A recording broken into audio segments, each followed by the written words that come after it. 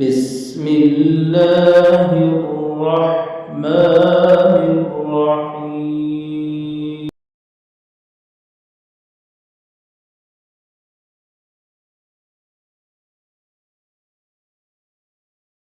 محترم مؤمنان و مسلمانان ورونو،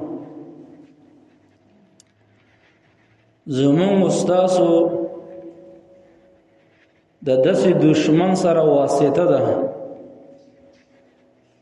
چې هغه چالاک هم ډیر دی او خيار هم ډیر دی او عمر یې هم ډیر دی. څومره چې د انسان عمر زیاتیږي د یو مخلوق عمر زیاتیږي عمر تجربناک وي، تجربه یې زده وي، مختلفې طریقې یې زده وي. او بیا داسې دشمن چې هغه په سترګو باندې هم نه لیدل کېږي، او داسې دشمن چې انسانان جهنم اور طرف ته راکاږي، هیڅ شی دته نه ملاویږي، په هغې باندې هیڅ عوض ورته نه ملاویږي د خیر، هیڅ تنخواه ورته نه ملاویږي. لیکن چې کله د انسان په انسانانو کې هم چې کله د یو انسان طبیعت خراب شي نه، او په ظاهره کې انسان وي او باطن کې زناور وي حیوان وي، نو هغه بیا یو غلط کار به کوي، دلته به کې هیڅ فائدہ نه وي، لیکن بیا هم دغه په وجود خلک ګمراه. محترم مؤمنان او مسلمانان ورونو، زمون استاسو د داسې دشمن سره واسطه ده چې هغه چالاک هم ډیر دی او خيار هم ډیر دی او عمر یې هم ډیر دی. څومره چې د انسان عمر زیاتیږي د یو مخلوق عمر زیاتیږي عمر تجربناک وي، تجربه یې زده وي، مختلفې طریقې یې زده وي. او بیا داسې دشمن چې هغه په سترګو باندې هم نه لیدل کېږي، او داسې دشمن چې انسانان جهنم اور طرف ته راکاږي، هیڅ شی دته نه ملاویږي، په هغې باندې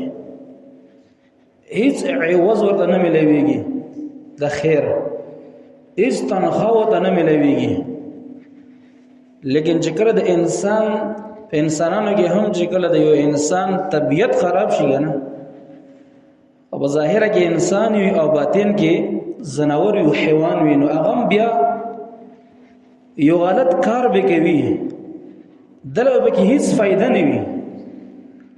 لیکن بیا هم دغه په وجود خلک ګمراهۍ ته رابلي، خلک بېدینۍ ته رابلي، خلک به وژني، د چا وینې به تویوي، په مختلفو طریقو باندې به ظلمونه کوي. حال دا چې دلته کې هیڅ فائدہ نشته. عزتمندو، هغه دشمن چې زمونږ استاسو سره واسطه ده هغه شیطان دی.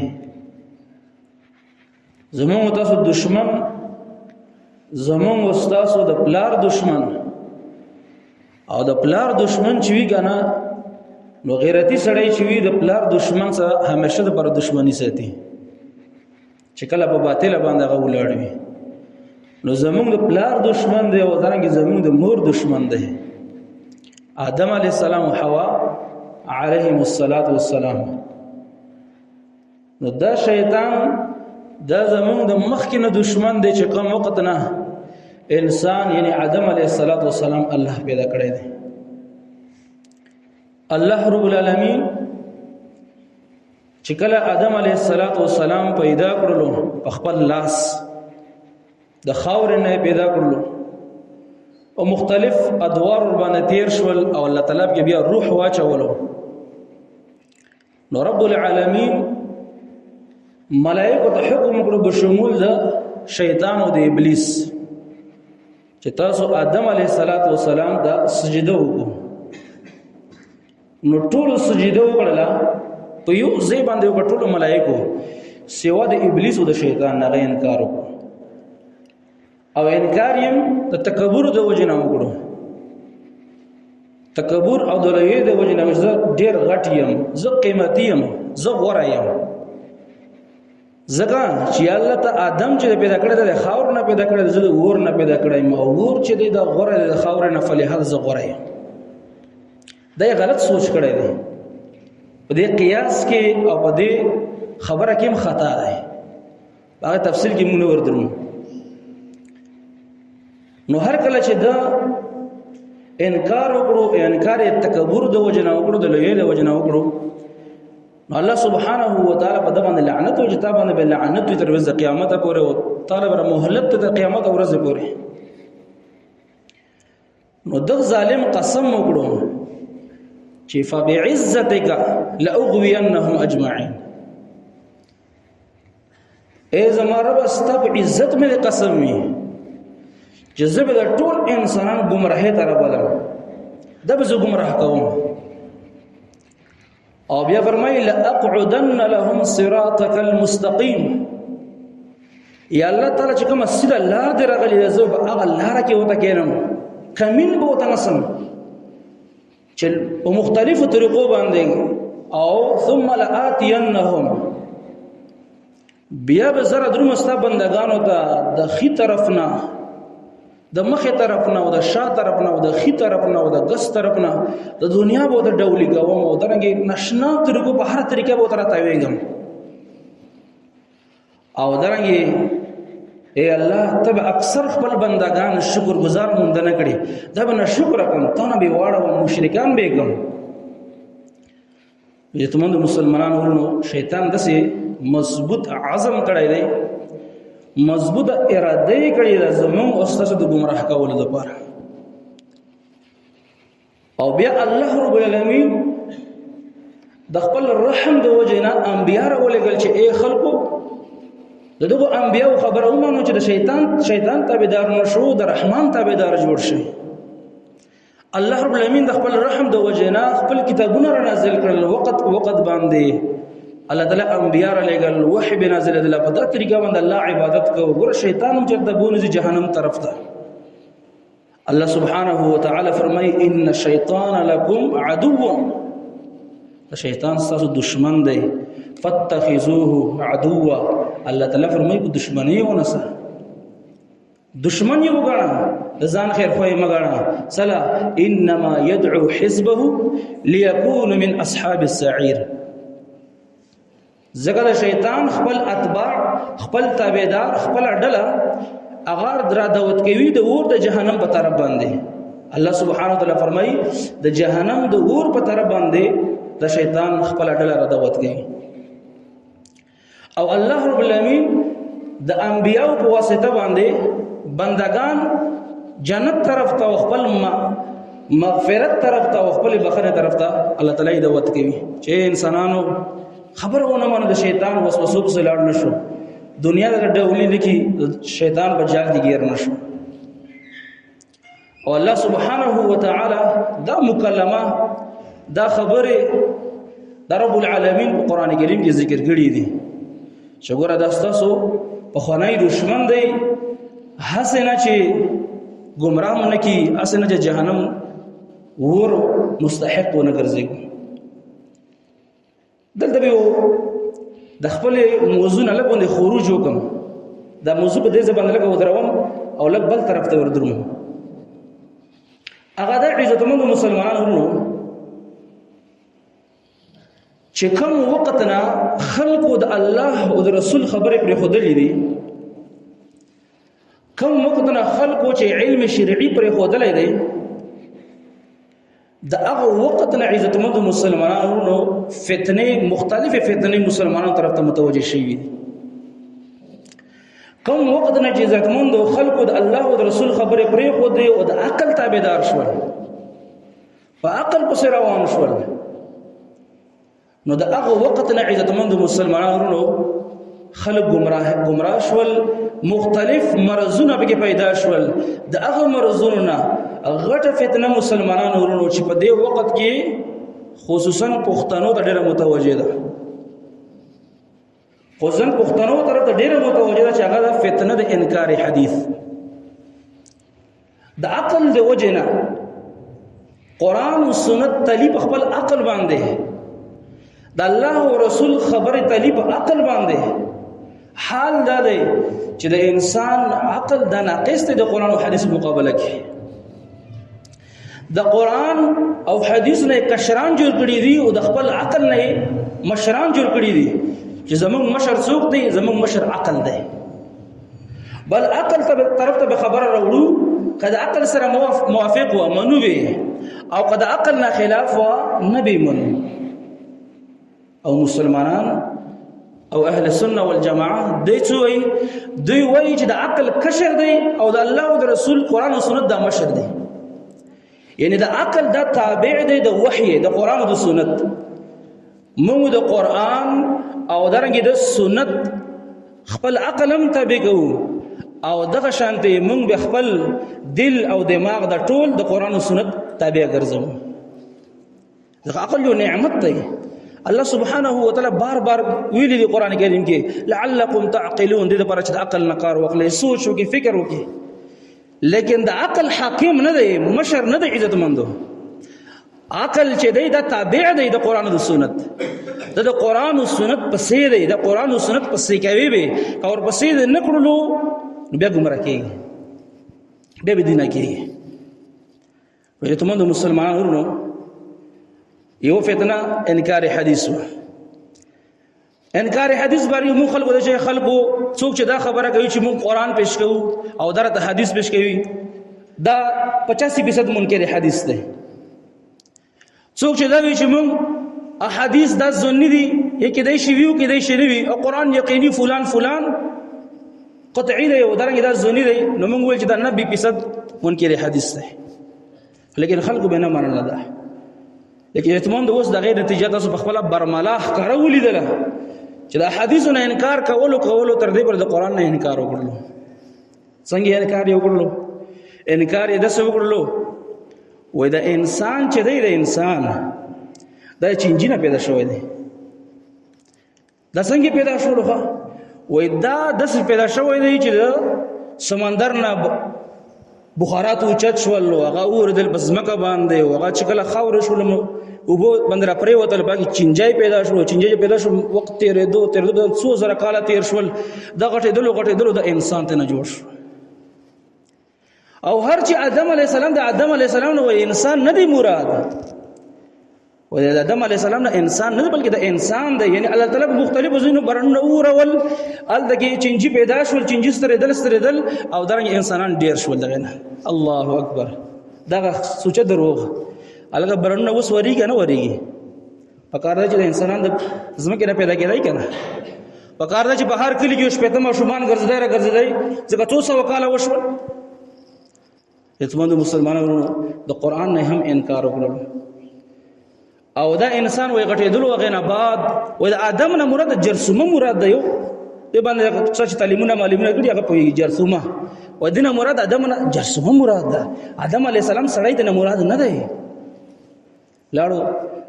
د ګمراه د انګریزانو عقیده یې خپله کړله. هر کله چې د رسول الله په احادیثو پورې خندا وکړله، صحیح بخاری پر به خندا کوله، صحیح مسلم پر به خندا کوله، د احادیث په ذخیره په به خندا کوله، دا د مجوسیانو سازش دی، د فلان سازش دی. لاړو د قرآن نه منکر شو، د قرآن نه ناسو منځل عزت مند مسلمان. او چا په روان شلو؟ انګريز په روان شو. کوم انګريز؟ ډاروین.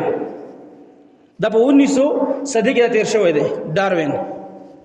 د یو انګريز دا وی اول د انسان د چینجی او د سترېدو بیا بیزو شول، او بیا لکې سول، اول په دیواله پر لکې نه تل شول، او بیا د انسان جوړ شو. د دلګي نظریه د ارتقا معنا سټیپ بای سټیپ یو شی اوچته دل ارتقا ویل کیږي. و دا انسان هغه بیا ورسره د انسان ته نه جوړ شول. بیا په خپل منځ کې د اختلاف دي سره دغه بيدینه ملحدینو چې دا بیزوګان چې د انسان اولاد دی کنه، انسان د بیزوګان اولاد دی. مونږ وایو تاسو به د بیزوګانو اولاد، تاسو به د چینجو اولاد، مونږ خو یو د آدم علیه السلام او د حوا علیه السلام اولاد. نو مسلمانانو ورونو دغه خبره طرف ته متوجه شي. ګوره تاسو دا مو وایي چې ګوره دا حق ویلو، حق راخکاره کړلو، او دا یې حق خلکو د ښکاره کړلو. ګوره څومره خلک داسې بیان یې وکړو، داسې غړنګ یې راویستله، فلان یې وکړ عزتمندو. نه، حق یې راښکاره نه کړلو، د حق نه یې واړولې، عقل پرست یې درنه جوړ کړلو، او حال عزتمند قرآن کریم کې بار بار تذکرہ د آدم علیه السلام ذکر کی، د حوا علیه السلام تذکرہ کی اشارتن، او الله تعالی په جنت کې وسول دی او درنګ بیا جنت نه راوستل دغه مختلف ټول تفصيلات تاسو اوریدلې دي. د دې وجه نه مؤمنانو مسلمانانو ورونو چردا گمراه هم نکی او درنګ په مختلفو طریقو باندې وان نړوي د الله او رسول خبرونه، او درنګ د خپل عقل ناقص وګاڼه او قرآن او حدیث کامل وګاڼه. ډاکټر ته عزتمند مسلمانانو نزو ته غاړه ګدو، ډاکټر چې نه بزونی سي او لکه صد دومره دا مرز دی فلان مرز دی ټول موږ لکه دا خيار سړی دی کنه. ډاکټر خو خیر خواوي دي چې خلکو اگر کومږي بسرګو باندې نه وینو، لیکن ډاکټر ته عزتمند موږ تاسو غاړه کې خودلې ده. نو دا شان عزتمند الله او رسول تم غاړه کې خودل پکار دي. الله رب العالمین علیم دی، رب العالمین علم حد نشته، اخی انتهای نشته دی.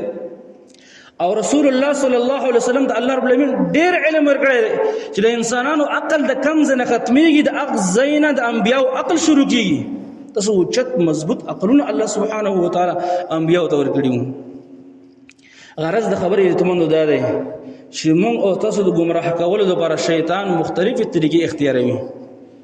شیطان عزتمند په مختلفو جالونو کې او په مختلف شکلونو باندې عزتمند موږ تاسو گمراه کوي. زه د هغې نه مختصر ذکر کول غواړم. ابن قیم رحمه الله ډېر جید عالم تیر شوی دی. هغه دغه عقابې او درنګې هغه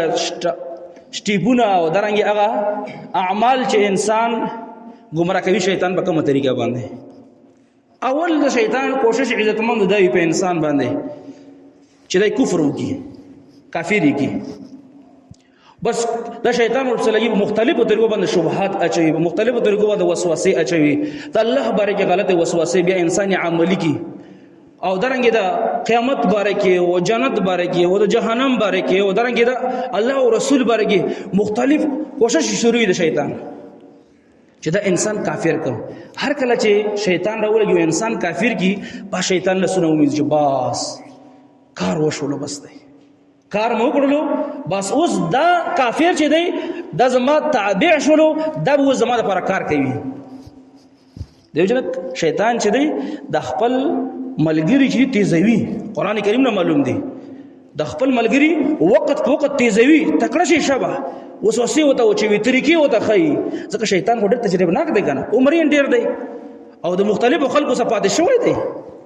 ډیر نشنه طریقې زده. نو هغه خپل ملګری تیزوي شبه تکړه شي، تاسو نور خلک زما لپاره نور کار ملګری تیار کړو. او کله چې یو انسان د الله او د رسول تابع شي، غاړه کیږي د الله په دین باندې منګولې ولګوي، نو شیطان بیا نه کینی. شیطان نو امید کیږي نه، ډېر اوچت عزم یې ده، ډېر اوچت ارادي دی. ګوره یاره د سړی خورانه بد شو، کفر خو یې ونه کړلو. نو دیم عقبه یې چې ده دویمه هغه عقبة البدعه، هغه د بدعت عزتمندو کړي وته ورواچوي. بدعت په بدعت کې عزتمندو وړوي، د دین په جامه کې وته راشي. دا ذکر کوه دومره کنه، خلکو لای ور کوه، په خپل یې کوه، دا عمل کوه، د څه کوه کنه. چې کله فرض موضوع کې په سر باندې لاس کې یا حي یا قیوم وای کنه، حفظه به تیز شي. الکه دا نشته، محمد رسول الله نه ثابت، صحابه ور نه ثابت، بدعت دی. الکه دا فرض منځنه باچ راته چې به حیات اجتماعي همیشه لپاره دعا لسونو چې تو کنه، دغه څه ګناه ده. ځکه شیطان ته چې عزتمندو بدعتي انسان ډیر محبوب دی، د عام د زناکار ګناګار نه. ځکه چې زناکار ته وایي چې زنا مکو، الله نه تعالی توبه هغه یې یاره مولوی صاحب دوه راته کوچ الله مې د ګنا نه وړي، هغه دا ګنا غني. او بدعتي انسان چې دا بدعت مکو، او ته ما دین نه اړوي، تاسو دعا نه مانو، تاسو فلان عمل نه مانئ، دا نه مانئ، نو هغه خپل بدینه ته دین وي، هغه ور باندې مضبوط. ځکه بدعتي انسان د توبې توفیق نه ملایويږي، کله ته ملاوي شي کله چې بدعت پرې دي. نو دویم عقبه او دویم کندو چې شیطان د انسان مخه ته ودرول غوړي عزتمندو، هغه بدعاتو کې راګیر، مختلفو جنازو کې بدعات، په منظور کې خلکو مختلف بدعات راوستلي دي، په دین کې خلکو مختلف بدعات راوستلي، په خبرو کې بدعات شته، په عقایدو کې خلکو بدعات راوستلي دي، په مختلفو طریقو یې راګیر کی. کله چې انسان د قران او سنت تابع جوړ شي علی فهم سلف د صحابه کرامو د تابعین په فهم باندې، هغه موافق عمل وکړي په قران او سنت باندې نو د بدعت نه بیا بچ شیطان عزتمند بیان نکینی بیا دا انسان بس ولګي چې دا په کبیره ګناهونو کې واچو بس یو کبیره ګناه بل کبیره ګناه تر دې پورې چې دا کبیره ګناه د انسان مزاج وګرځي او د انسان عادت وګرځي بیا پر خودلو ته مشکل شي د سره عادت شي اول انسان العذ بالله چې کله ګناه کوي زړه کې یریږي الله نه ویریږي خلکو نم شرمېږي بیا مزه شیطان کوشش کوي د ګناه سره عادت کی مزه عادت کیږي تر دې پر بیا دومره به شرم شي په چوکونو غډيږي او چوکونو کې بناسوي شنه ګیره وهي او په چوکونو کې بناسوي بدفعلی به کوي مخامخ به یو بل سره بدفعلی کوي هیڅ شرم به نه وي تاسو کیسه به اورئ کنه مختلفو طریقو باندې خپل ګمراه نور خلک ګمراهی ته رابلا او د ګناه مرکز جوړ کی د خپل دکان نه او د خپل پمپونو نه او درنګ د خپل وجرونه د ګناه مرکزونه جوړ کی نه شرمي یو هغه شرم لڅ کړلو شرم او به وړای نو انسان د ګناه سره عادت کیږي ته موږ مسلمانانو کله چې مؤمن او خيار مؤمن وي هغه نه ګناه وشي ځکه چې زموږ تاسو کې هیڅ معصوم نشته مونږ ګناهونه کیږي خو کامیاب هغه چې ډایرکټ توبه الله ته وباسي ډایرکټ الله رب العالمین ته ورګرځي الله خطیر نه وشوله غلط ملګری دی وجنه شیطان د وسوسې دی وجنه شهوت دی وجنه خطیر نه وشي الله توبه مې ده او شرایط سره توبه الله رب العالمین ته وباسي نو کله چې دا انسان د کبیره ګناهونو نام ځان وساتي شیطان بیا نه کینی بیا ور باندې کوشش شروع کی پس صغیره ګناهونه وړو ګناهونو کې مبتلا کی یاره ماته وړه ګناه د خیر دی ټنګ د کور د ورو د څه ګناه نشته په د نظر شي اگر سره د نه چې کبیره ګناهونه دي یاره نظر د بل استعمال کړو په خزل موبایل کې وکړه وایړه وچی شو ګناه سره د وړو ګناهونو کې عزتمند مبتلا کی نو د وجنه سلف فرمایي کله کله د صغیره ګناه نه عزتمند کبیره ګناه جوړیږي چې انسان په صغیره ګناه باندې په وړه ګناه باندې همیشواله کوي تر دې پورې غټه ګناه ته عزتمند جوړ شي نو الاصرار مع الصغائر همیشواله کول په وړو ګناهونو باندې عزتمند د کبیره ګناه ګرځي او توبه د کبیره ګناه نه وسر عزتمند دسه د ګناه وړه کیږي یعنی ګناه سره ختميږي په توبې وستلو سره نو د دې وجنه بعض علما د سره مانینه چې ګناهونه یو قسم ګناهونه دي د کبایر او صغائر سره شته نه یعنی هر ګناه چې وکړه دا غټه ګناه ده او سوچ وکړه دغه چې ته نافرمانی د چا کوي کواړه ګناویم د الله نافرمانی ده او غټه ګناویم د الله نافرمانی ده دغه لا سوچ وکړه چې ته به دې ګناه کول باندې څوک خفه کوي ځکه په وړه ګنام الله خفه کیږي په غټه ګنام الله خفه کیږي الله وړه ګنام نه خوښوي غټه ګنام عزتمند نه خوښوي دغه وجه شاعر ویلي دی پرې د ګناهونه کواړه دی غټ دي ځکه وای د غټ غرونه چې جوړ شوی دي کنه د وړو زرونه جوړ دي یحیی علیہ السلام بری ارادرمی و یحیی علیہ السلام چې د په ماشومانو کې ډېر خيارو نو خپل کشرانو ماشومانو ملګری وای دی ویل دا لاړ شو لګي لوبي وګرځو هغه ورته الله تعالی موږ دغه نه پیدا کړی نو ملګری وته وای چې موږ واړی موږ له الله عذاب نه راکوي وای نه کنه وای زمې کله چې د مور سره ناسوم او مور مې چې کله ور بلوي نو اول وته وړکی لرګي کی دي بیا ور باندې غټ لرګي کی دي اسنه چې الله سبحانه و تعالی موږ د ور د وړو لرګي کې وروانه شي العذ بالله لکه دومره د الله رب العالمین یریدون کې خلک یتمندو انبیاء او الله تعالی نشنا خصوصیات اچولې د مشرومتوب نه هم مسلمانانو بیا د شیطان راولګي او دا انسان گیر کی پچی باندې په صغیره ګناهونو باندې کله چې یتمندو انسان د صغیره ګناه نه ځان ساتي توبه نه وباسي او د کول سره صغیره ګناه معاف شي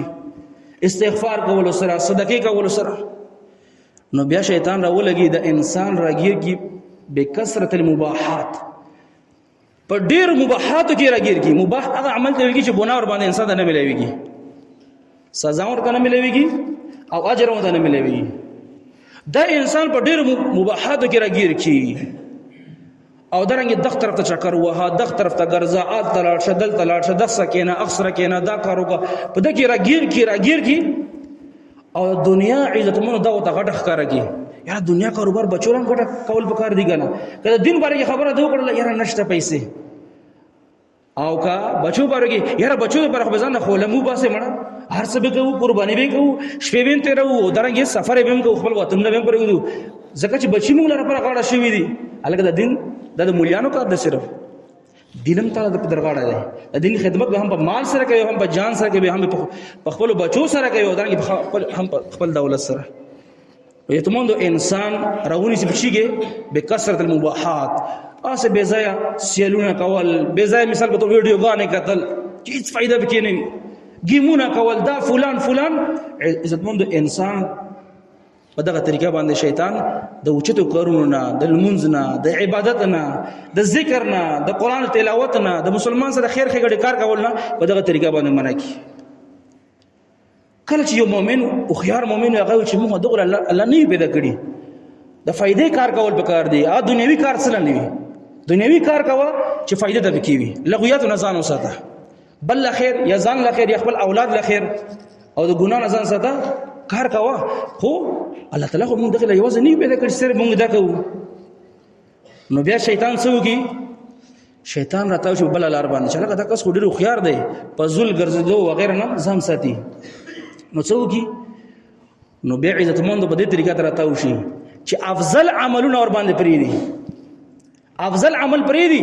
او مفضول عمل باندې عمل شروع کی یعنی بهترین عمل پری دي او بل چې دغه مقابل کې کم جایز عملی په باندې عمل شروع کی مثال په تور باندې مثال بدرګم انسان مسجد ته داخل شولو د لپاره بهتره خبره ده چې تحیت المسجد وکي ورکه المنځو کې بیا کینی اوس بل تر دام جایز دي چې انسان ډایرکټ رانوځي کینی نه د ګناګار ته تحیت المسجد فرض نه دی په دغه طریقه شیطان ته شي مړه ته جایز عمل دی بس کینا کنه افضل نه شي کړلو محروم کړلو دغه شان دی د فرض منځنه بعد افضل دی چې انسان کینی ذکر اسکار وي خپل ځبند کینی لاړ نشي څه وخت پر کینی ملائکه دعاګانې کې ډېر خیرونه برکات دي وکي او شیطان ته شي په دغه طریقه ته شي زه اوچت شمړه چې شي کوي مونږ دغه درو تنگ شي په مسجد کې تنگ شي نو ګوره شیطان څنګه ته وشلو هغه افضل عمل ور باندې پرې خودلو او جایز عمل سره ور باندې وکړو نو په دغه طریقې عزتمند مسلمانانو شیطان راته ویږي په انسان باندې یا مثال به تور هر وخت او دسه کې ګرځیدل دا افضل عمل دی او دس کې ونه ګرځیدل جایز دی خو شیطان راته ویږي مړه د څو د سنور کول وخت کول شي نو افضل عمل ور باندې فریدي او جایز کی مبتلا کی یعنی هغه بهترین چې الله رب العالمین ته انسان رسیدای شي او د نور اعمال توفیق انسان ته ملوي شي دغه نه محرومه کی تهجد نه مثال به تر محرومه کی صلاه الضحى دوه رکعات المن نه محرومه کی ځنه کولم جایز دي کنه خیر ده مزید وجنه مسلمانانو شیطان په دغه طریقه راتاوشي کله چې په دې کې ناکام شي اخرنی حرب ایداوي چې شیطان خپل لخرې د الله په اولیاء باندې را پریدي شیطان چې کوم شیطان اتباع دي د شیطان تابعدار دي د شیطان انډیوالان دي د شیطان وسوسه باندې عمل کوونکي دي د مسلمانانو خپل اتباع هغه متوجي کی د خلې zarar مسلمان نه ورکول یو متقی انسان نه یو دیندار انسان نه یو دعی انسان نه د خلې په ذریعہ باندې تهمتونه وهل تکول جیل ته چول وینې کول په دغه طریقو باندې اعتمادو بیا شیطان هغه ملګرو باندې شیطان دوستان شوی دي هغه طریقه باندې بیا کار کوي اعتمادو بیا دغه د سیسینا انبيام بچ نه دي ځکه انبیا او غریبانو هغه وهل تکول خورلې دي وینې دغه وتلی شوی دي شهیدان کړي شوی دي د کورونو نشړل شوی دي اعتمادو د شیطان اخرنه حرب د اعتمادو چې په انسان باندې کوي د وجنه او خيار مؤمن او خيار پوجي هغه وی چې هغه د دشمن د سیسه پیژني دشمن په کومه طریقه باندې خپل ذخیره جمع کوي په کوم ځای جمع کوي په کومه طریقه نقل حرکت دی کومه اسلحه دا وسره کومه اسلحه وسره نشته دی په کومه طریقه به زړه غیر کم نقصانات کم دي او درنګ کمال به کم دي نقصانات کم چې په هغه طریقه او درنګ کمالات کم دي چې دا کمالات موافق مقابله وکړو درنګ غیر موافق موسی احتیاط تیار کړو کامل پوجي او درنګ کامل مجاهد دغه دی چې هغه دشمن چال پیژني یتمون موږ ته کامل مؤمن به هغه چې شیطان چلونه وبېژني شیطان جلونه وبېژني چې شیطان په کومه طریقو باندې انسان ته راتويږي نو د یتمون دا مختصر خطبه په دې باب کې چې شیطان ګوره زموږ تاسو دشمن دی الله تعالی په دشمنی ونیسي او شیطان چې د انسان په وو عقبو کې خامخا به یو عقبه کې راګیروي او درنګ انسان جهنم طرف ته راکاږي نو تبه خيار وي او الله سبحانه و تعالی په مدد سره بچيږي اوس هغه کم اعمال دي چې د شیطان اور باندې انسان بچي د شیطان د سونه بچي الله په توفیق او د الله مدد سره کاینده جمعې پر ژوند دیو نو ان شاء الله تعالی په غیب بیان کوو چې د شیطان د بچ کېدلو طریقې وبالله تعالی توفیق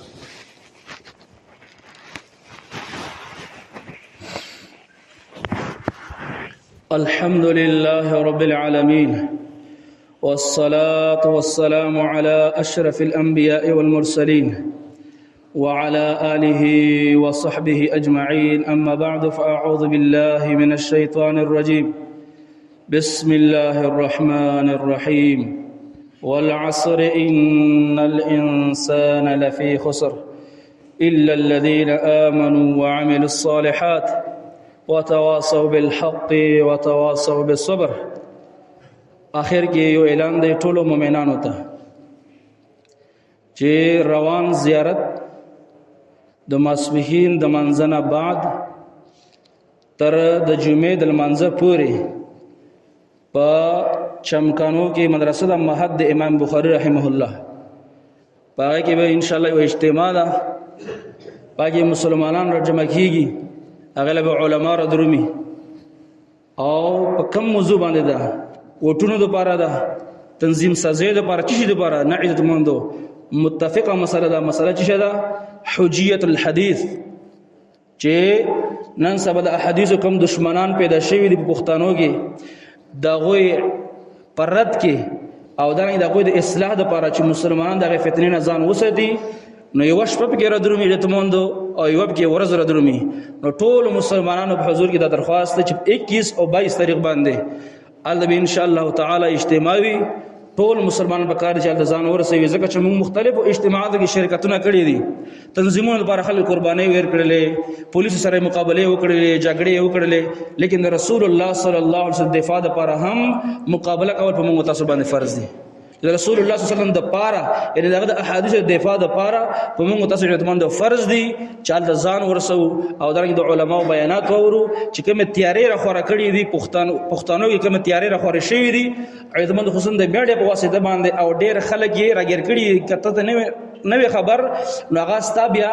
نقصان دی ډېر خلک راګر کړي دي په ذهنونو باندې تسلط کړي دي و د تیارو د ختمېدو لپاره عیدمندو علاج دا دی چې انسان هغه دشمنانو پیژني څوک د احادیث مبارکه او څوک د اسلام دشمنان دي د قران دشمنان دي او درنګ د عقل پرس خلک دي دا پیژندل په هر مؤمن باندې لازم دي نو د زیارت ورځ باندې د ماسپښین منځنه بعد به د اجتماع شروع کیږي او درنګ تر جمعې تر منځ پورې کوشش کول وکړ دي او څوک تل غواړي نو بیا د زیارت ورځ باندې ماسپښین لا دلته ځان را ورسو وبالله تعالی توفیق صفونه برابر کو جخ جو د من کې خلیزه مپرګو